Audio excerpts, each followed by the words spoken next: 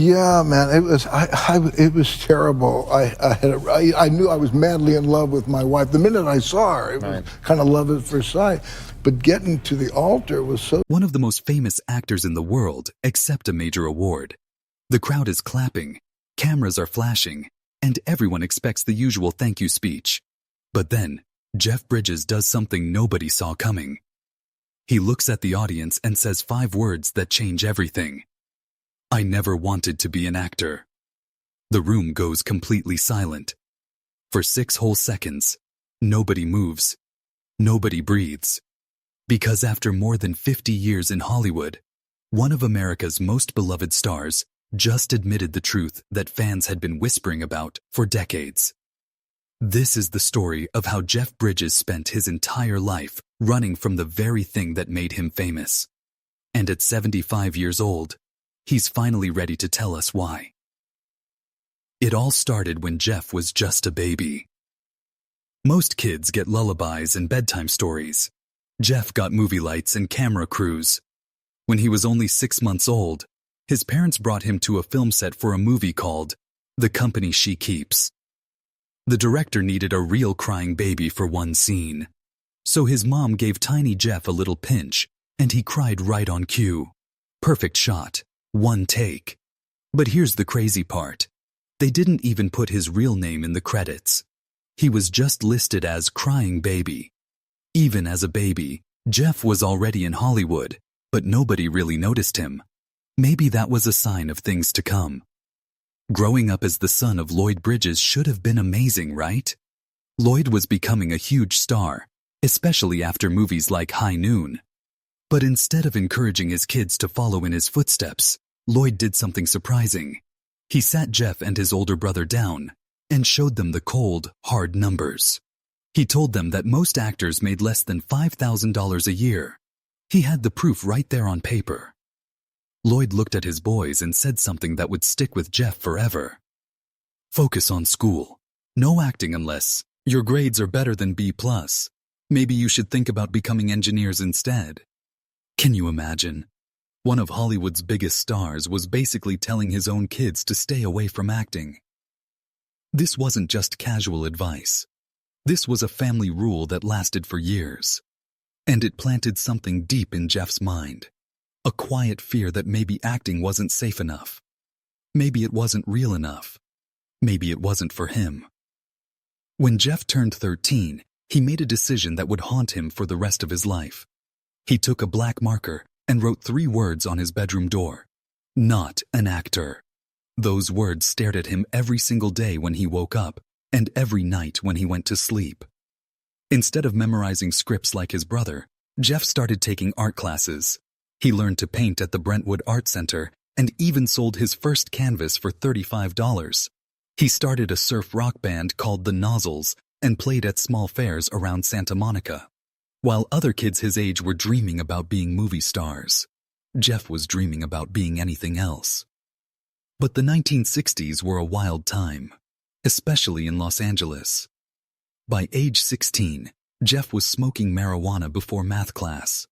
He was experimenting with harder drugs at music sessions up in the mountains. One night, police found drugs in his car and called his dad instead of arresting him. His mom made him start going to counseling every week. His dad personally drove him to rehab meetings. Jeff later said it felt like his life was about to go completely off the rails. That's when Lloyd tried a different approach. Instead of lecturing his son, he got smart about it.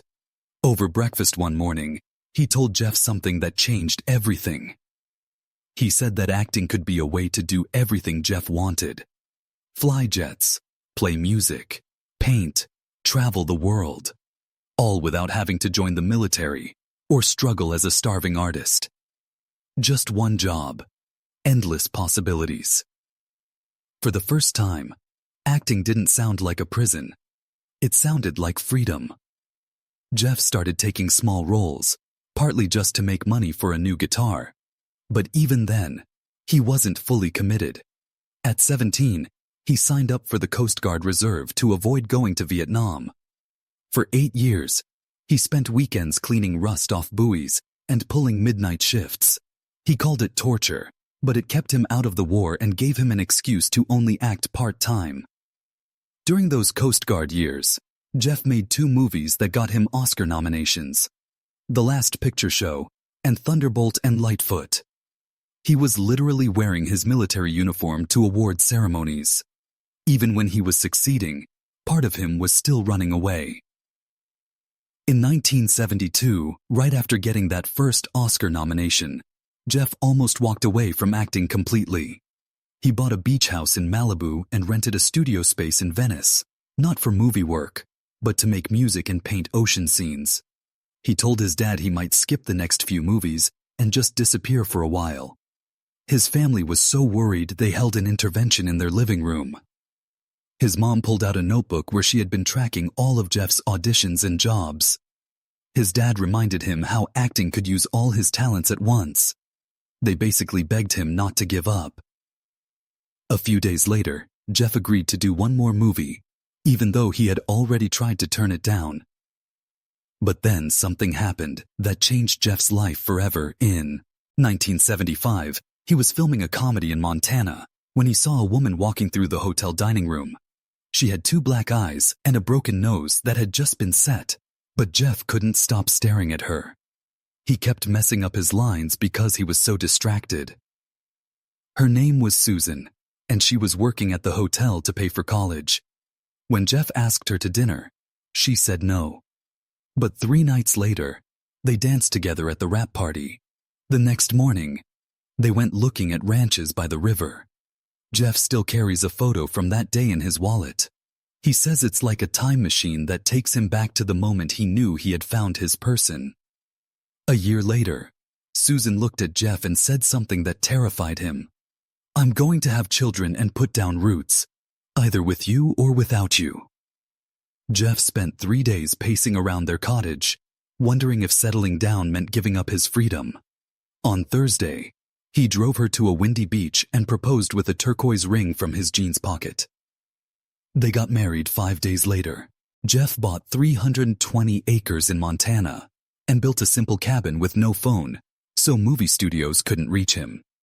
When Hollywood got too crazy, he would escape there for weeks at a time.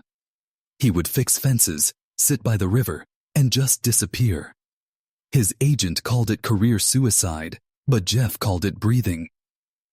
Even when Jeff started taking bigger roles, the fear never left.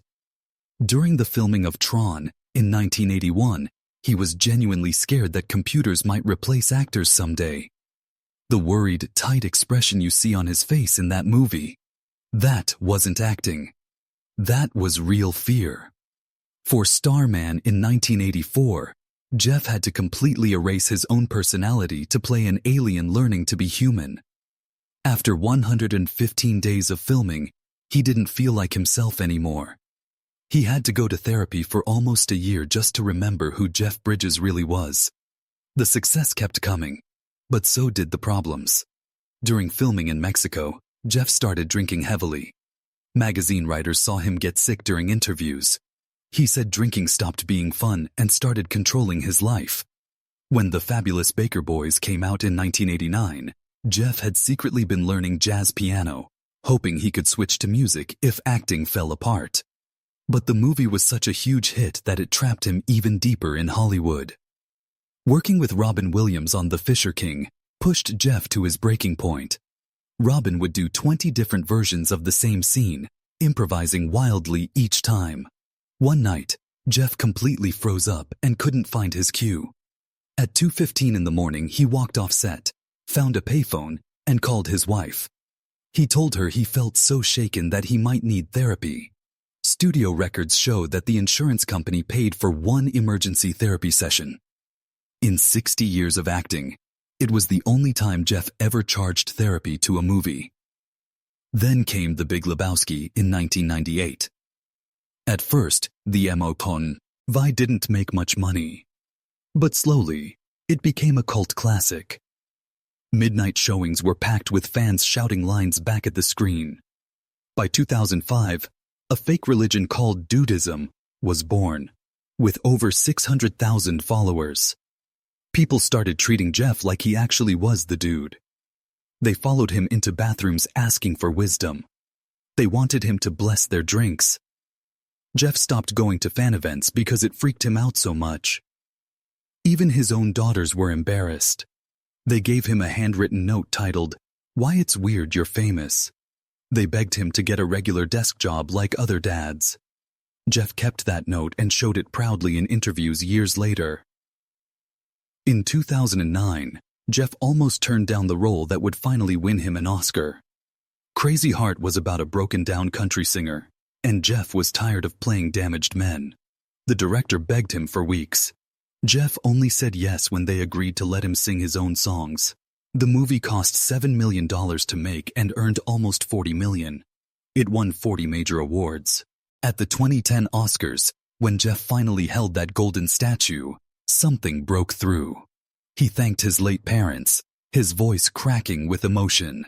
He called acting a groovy profession. The words didn't sound rehearsed. They sounded real. For people who knew him, it didn't sound like joy. It sounded like relief. After 40 years of fighting it, he was finally at peace. But the fear never really went away. Later that year, the Coen brothers offered him True Grit. Jeff said no 3 times because he was scared of being compared to John Wayne. When he finally said yes, he called turning them down initially one of the biggest mistakes of his life. Behind all the movie success, Jeff was quietly fighting a different battle. Since 1983, he had been running a non-profit to fight child hunger. While people saw him as a movie star, he was working with lawmakers and giving away money to feed kids. He called this work his penance for complaining about Hollywood problems while children had no food. In October 2020, Jeff's world changed forever. At age 70, he was diagnosed with a serious blood cancer. The tumor in his abdomen was massive, 9 inches by 12 inches. He started chemotherapy right away, 6 brutal rounds mixed with other treatments. After 11 months, the tumor shrank to the size of a marble. But during treatment, Jeff got COVID-19. His immune system was already weak from chemo. Within days, his oxygen levels crashed and he was rushed to the ICU, where he stayed for 5 weeks. He could only stand for 45 seconds at a time. He lost 35 pounds and most of his hair. Doctors said his COVID vaccine probably saved his life. While stuck in the hospital, Jeff asked a nurse to bring him boxes of old letters from his mom. Reading them alone one night, he discovered something that shocked him. His parents' marriage, which he thought was perfect, had nearly ended in 1969. His dad had actually filed divorce papers. Jeff never knew. The letters showed him that even love that lasts 58 years has to be fought for every single day. Jeff's medical bills reached over $3 million. To keep his health insurance, he had to go back to work. So he returned to filming The Old Man, a TV show that had been paused twice, once for COVID, once for his cancer. He could only film scenes for 45 seconds at a time before needing to rest with his oxygen machine. The set he had once feared became the thing that helped pay for his recovery. Then came April 29th, 2024. Jeff stood on stage at Lincoln Center to accept a major Lifetime Achievement Award. Instead of giving the usual thank you speech, he did something that stunned everyone. He looked at the audience and said words that cut through decades of pretending. "I never actually wanted to become an actor." The room went completely silent. Jeff shared how as a teenager he would have panic attacks when his dad asked him to rehearse. He once hid in the garage for 2 hours, hoping his dad would forget about practicing scenes. He read from his old journal. "Acting feels like wearing someone else's skin. Itchy and wrong. For 6 full seconds, nobody moved." Then came the applause. Long, loud, and filled with understanding. After more than 50 years of pretending, Jeff Bridges had finally told the truth. Even now, approaching 75, the fear hasn't left him. While filming the new Tron movie in 2025, his heart rate hit 148 beats per minute, higher than it ever reached during chemotherapy. He wakes up at 4 a.m. on filming days, convinced he'll forget how to act. He told reporters, "The fear is louder than the cancer ever was." And you know what? That's exactly what we all suspected. We could see it in his performances. The way he seemed to be fighting something internal. The way he looked slightly uncomfortable even when he was brilliant on screen. We could hear it in his interviews, when he talked about his ranch in Montana like it was a life raft. We could feel it in his characters, who often seemed to be running from something they couldn't name. Jeff Bridges spent his entire life being incredible at something he never wanted to do. He won an Oscar, became a cultural icon, and touched millions of hearts while secretly wishing he could be anywhere else. He gave us The Dude, Bad Blake, Rooster Cogburn, and so many other unforgettable characters while fighting panic attacks and hiding in garages. Maybe that's what made him so good. Maybe the fear, the reluctance, the constant feeling of being in the wrong skin. Maybe that's what made his performances feel so real and so human. Because at the end of the day, aren't we all just pretending to be someone we're not, at least a little bit? Jeff Bridges taught us that you don't have to love what you're good at. You don't have to be comfortable to be brilliant. And sometimes, the things that scare us the most are exactly the things the world needs us to do. At 75, Jeff Bridges is still acting, still fighting the fear, still wearing someone else's skin even though it feels itchy and wrong. And somehow, that makes him more of a hero, not less of one. So what do you think? Did you always suspect that Jeff Bridges was fighting something deeper? Have you ever felt trapped by your own success? Let me know in the comments below. And if this story touched your heart the way it touched mine, please hit that like button and share this video with someone who needs to hear it. Don't forget to subscribe for more incredible true stories about the people we think we know. Thanks for watching, and I'll see you in the next one.